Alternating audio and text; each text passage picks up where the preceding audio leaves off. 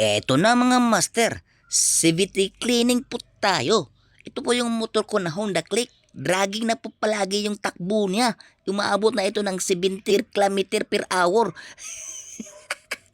Dati 115 ito, umaabot ng 115, 130, 125, 170. Ngayon, 70 na lang yung takbo. Kaya ito ang resulta. Kaya malaki ang papasalamat ko kay Brother Roy. Kaya yun, nagpunta ako sa kanilang shop din sa Frank Moto Auto Parts sa may Barangay Estaca, Dipolog City. Kaya ito, ginawa niyang paraan. Binuksan niya, binaklas niya yung ano tawag nun, yung CBT. Kaya yun, ang daming dumi, marami mga putik. Yun, oh, tingnan niyo mga master, ang daming putik pala. Pwede ng taniman ng mga palay ito. Ito na mga master, maraming salamat kay Brother Roy. Pag wala siya talaga master, hindi ito nilinisan ng isang taon. Kailangan pala 4